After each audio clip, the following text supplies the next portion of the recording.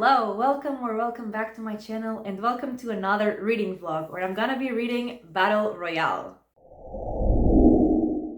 So before we actually get into anything, I want to apologize for the lighting, which I feel like is very dark, but there is literally no sun because we are gonna get a storm.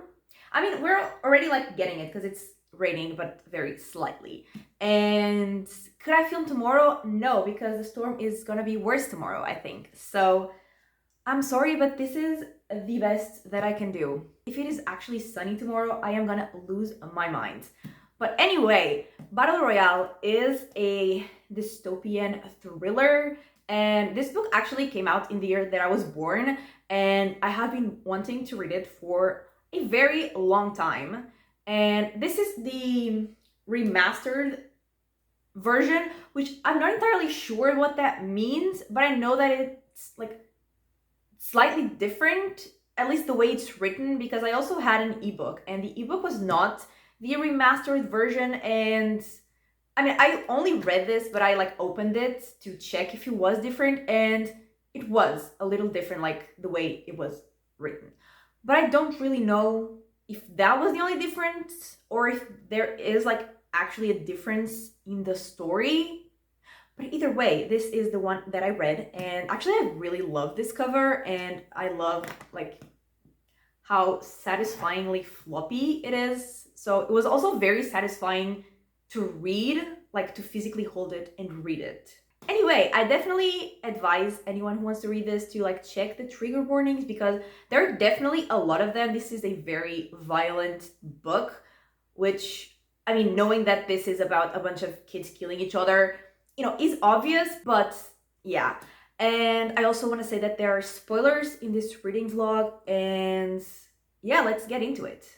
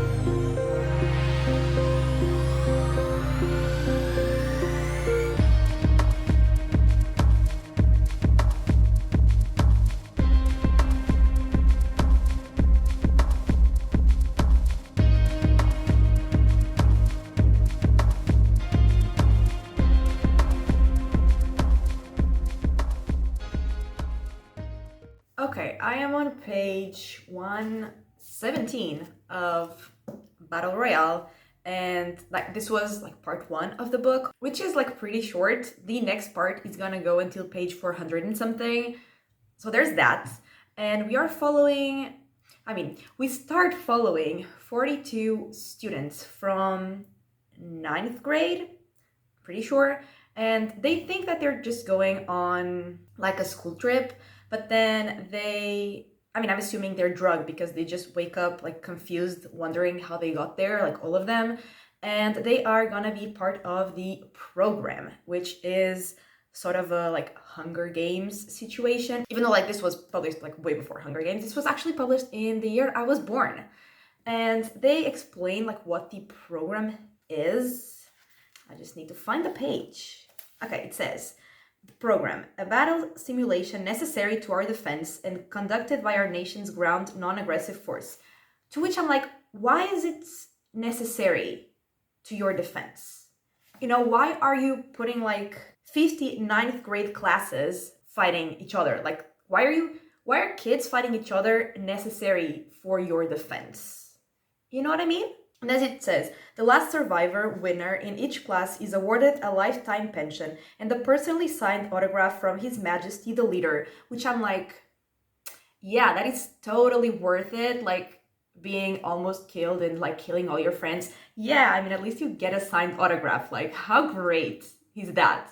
Totally worth it. But anyway, they are like getting an explanation of how the program is gonna work. And in the first few chapters, we were following a boy called Shuya, and he was like talking about his best friend and like they grew up together. And then his best friend is actually first to die even before the actual contest program thing starts. He's just killed, and I did not see that coming. And they're also given the like rules, and there are some forbidden zones, and they're gonna change every, I don't know if it's every hour or like every few hours, but there are forbidden zones that change. And if they are in the forbidden zones at the specific times that they are forbidden, they have colors and they will explode. So that's fun. And like here in the beginning, we have a map with like all the zones, and they will be told what the zones are like a little before they become forbidden. And then the like two kids actually die before the thing starts, and then it does start. And Shuya is staying with a girl who's called Noriko, something like that. Also, I'm gonna say everyone's names wrong, and I apologize in advance. And he's staying with her because like his friend that died had a crush on her, and she's injured, so like he's trying to help her. And then we learn that she might actually have a crush on Shuya, so like drama. And I mean, they're obviously not gonna make it if the two of them just stay there, especially because, like I said, she is injured, like badly injured. And then we actually start following other characters because I was wondering if we were only gonna follow Shuya, but no, we move to other characters and we see more deaths. And one of them is like 100% a psychopath. Like after he killed 4 people, it says, he, Kazuo Kiriyama, standing in front of the 4 corpses, including that of Mitsuru Numai, had no reason to feel any pangs of conscience, any remorse, any sympathy, or any emotion at all. From the day he came into the world, he had never experienced anything that resembled an emotion. So like I said, he's a psychopath. And then we see, like I said, more deaths. And one of them is a girl who's called Megumi, and she had her phone with her, and she was trying to contact her parents to try to, be safe, but obviously that wasn't gonna work. And the person who actually picked up the phone was the guy that in the beginning was telling them how the program works. And he obviously told her that, she would not be able to save herself like that. And then she's like hiding from someone, and he calls her just for like the phone to ring and the people hunting her knowing that she was there, which was fucked up. And so she died. And in total, in part 1, 11 students died. And at first, like I said, we were only following Shuya, and I was wondering if like he was not gonna die, because if we were only following him, like it made sense for him not to die. But then we started following characters that did die. So now I'm like pretty sure that he will die. It feels like wrong to say that I'm liking this. I feel like I myself am a psychopath, because like the things that are happening are horrible, but I'm really liking the book. I mean, it's definitely brutal, which was what I was expecting from it. I'm only like this much into it. And like I said, the next part ends like, hello? Here. This is part 2, like all of this. So I'm sure I will have many more thoughts once I read part 2. But so far my thoughts are, this is brutal, but I'm really liking it.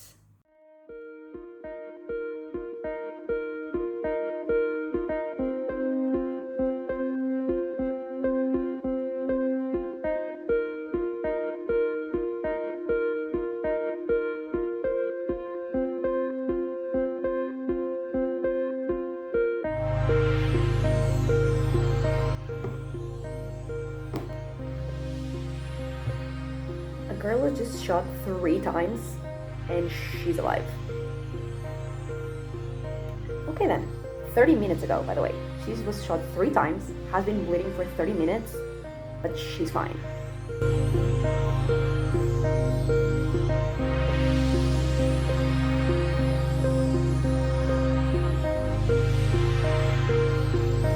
Okay, she's dead now.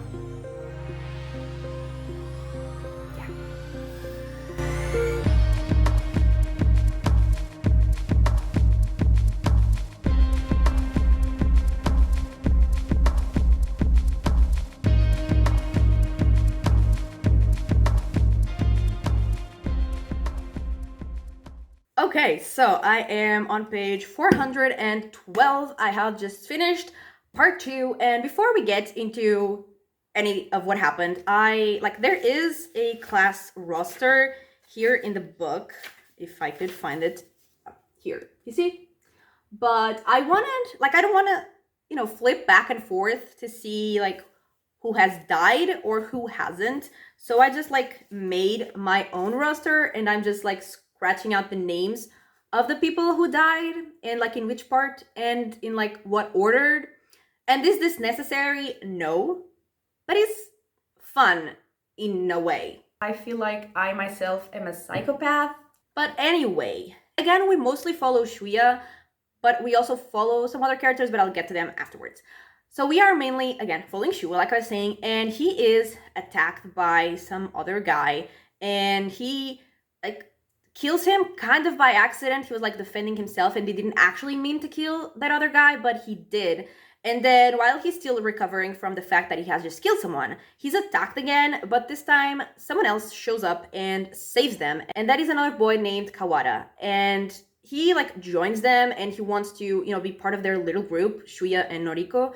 And I don't know what to feel about him, because he is weird, and he knows a lot about everything, about how everything works. And at first I was just not trusting him, but then he explained why he knows so much about the program and about everything. And we learned that he was actually the winner of last year's program.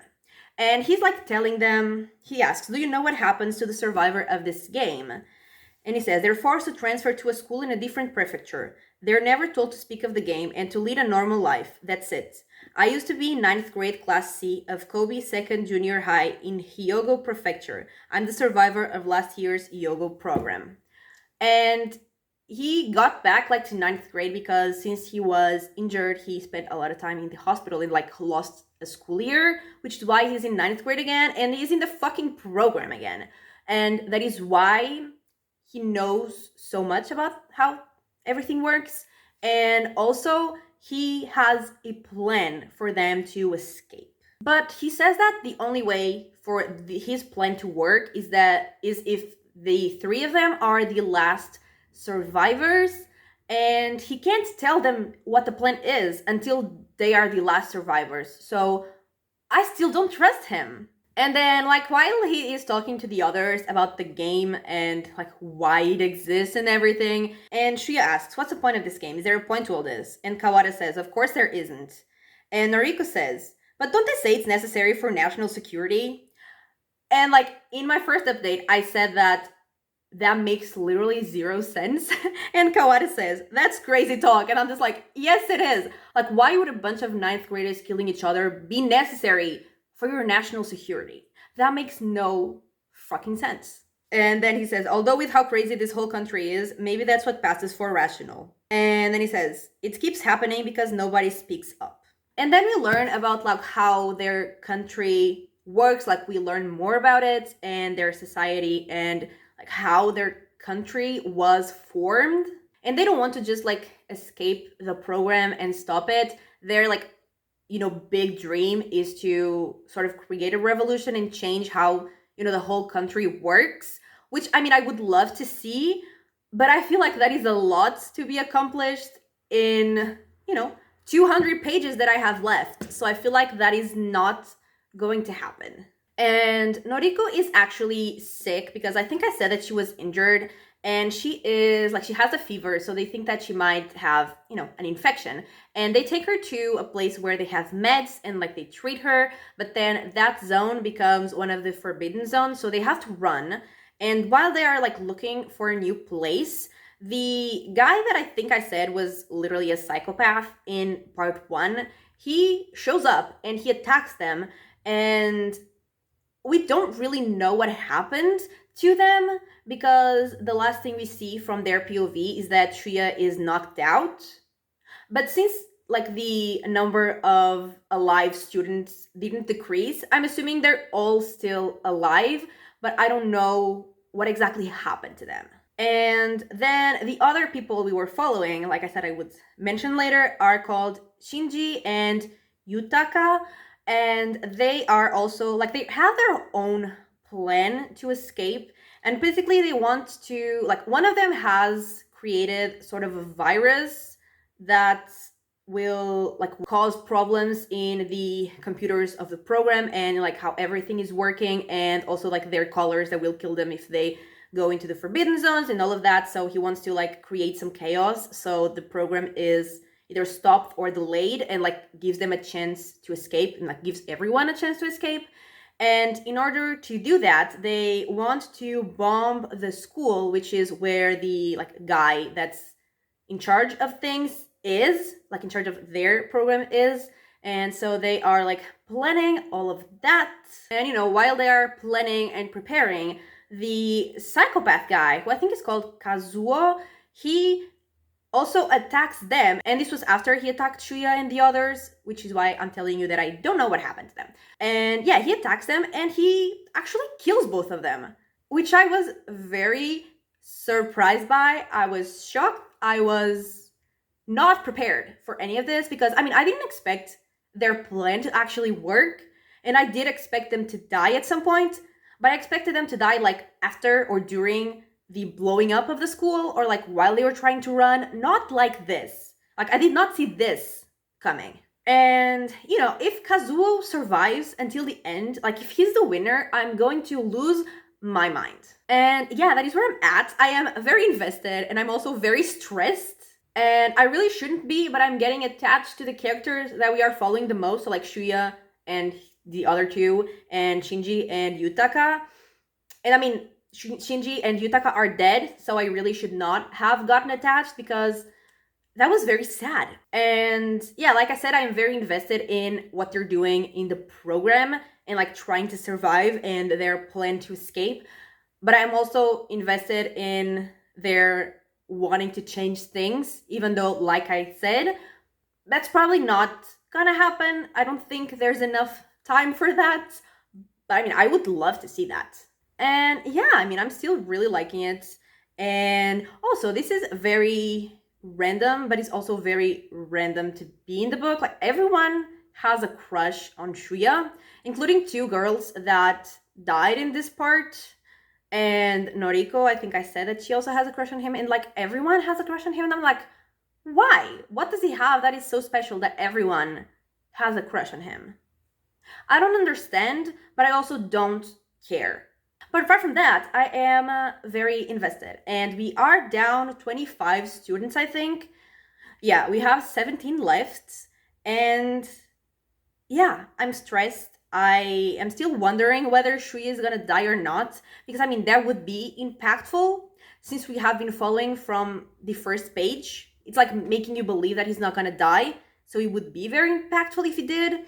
I will read part 3, which is obviously way shorter than part 2, and I will be back.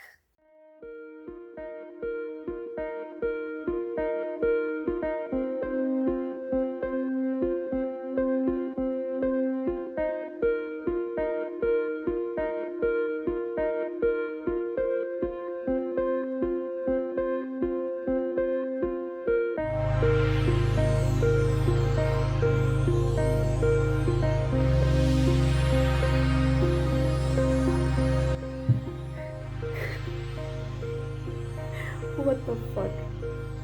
Literally, like, Shuya is kind of locked in a room because he got separated from the others. I think I forgot to say, but when they were running like from the psychopath, Shuya got separated from the others, and like he was drawing him away from his friends. And like he was found by a group of 6 girls, and they were like unsure if they could trust him or not, so they locked him in a room. And then one of them was convinced that he was bad, so like she wanted to poison him, but someone else ate the food and then she died. And then they were like, who did this? Who's trying to kill us? And they like all killed each other except for one of them. and like they're all killing each other, and like Shuya's just locked there in a room, and that's what's happening. The beginning of the next chapter. When Shuya heard the sound of something shattering, he figured it was something innocent, such as one of those clumsy girls making lunch dropping a plate. Yeah, no, that's them killing each other, actually.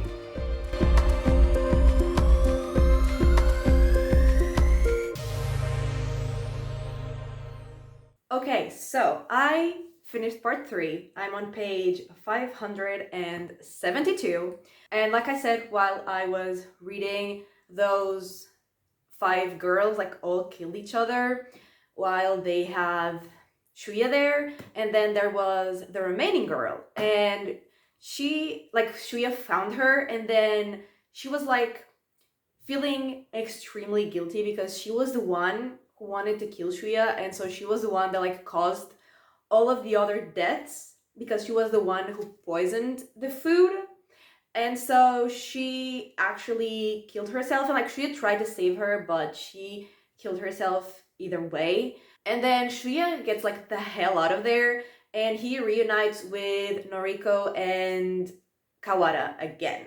And then I don't think I mentioned this, but in part 2, there was another boy who was actually Shuya's friend, and he found Shuya and the others, and they told him like how to find them again, but he wanted to go find the girl that he liked, so he left, and like once he found her, he would signal to the others to meet up again. And he does find the girl, but she was really scared, and so like she shot him, and he was dying, and he told her how to find Shuya and the others. But then there was another girl who got there, and she has been killing a bunch of people as well, and she kills that girl, but she listened to the explanation. So she was like about to lure Shuya and the others, kind of, but then Kazuo, the psychopath, gets there and kills the girl that killed the other girl. But he also knows the signal, and basically they have to like start a fire, and then Kawada will signal like where they are with a thing that like makes noise. And so like Kazuo does start the fire, and then Kawada does signal like from where they are. And they are all waiting for like Shuya's friend to show up, and then they have the morning announcement of the people that have died in the past hours, and they say like that friend's name. And so they're all like, oh shit, because now they know that the only other person alive besides the 3 of them is Kazuo, and they know that he has been killing a bunch of people. And yeah, that is where part 3 ended. And so basically the only characters that are alive are like the 3 that I care about. I mean, I kind of like only care about Shuya really. I still don't know if I trust Kawada or not. But yeah, it's like the 3 of them and the psychotic killer, who actually has a bulletproof vest now. So that's great. And speaking of Kawada, he still like knows a lot more than like everyone else. And not just about the game, but like about the society, the country, everything. And he wants to help Shuya and Noriko escape, but he doesn't want to like get out of the country with them. He wants to like stay there and like destroy their own country. And like the others want to help him when he says that, but he's like, I literally have nothing to live for. Like I have lost everything because of this country and these people. So like I have nothing to lose, so that's why I'm doing this. But you guys, like, you have each other and whatever, so I'm gonna help you escape, and then I'm gonna do this on my own. And again, like, I would love to see that, but we have 50 pages left, and the program is not even over, so I'm sure we won't. But like, maybe if he does survive, we'll get to imagine that. And yeah, that is where I'm at. I am very stressed because Kazuo like has been very easily killing everyone. So I am nervous, and I am not ready for whatever's gonna happen. But at the same time, like, I really want to know. So I am literally gonna do that right now. I'm gonna finish the book, and I will let you know what happens and what I think about it.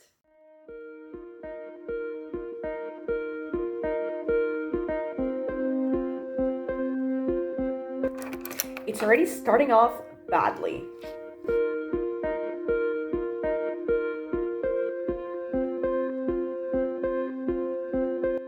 What an icon.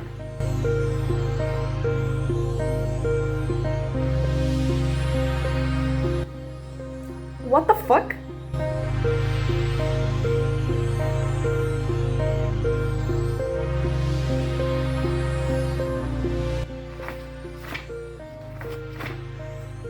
Are you kidding me?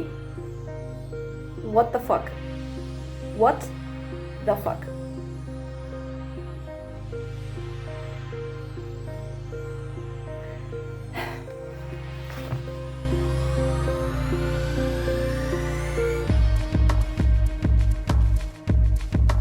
Also, I have like hope for something, and I don't know if I should. Maybe I should just accept defeat. But like I have a little ounce of hope of something.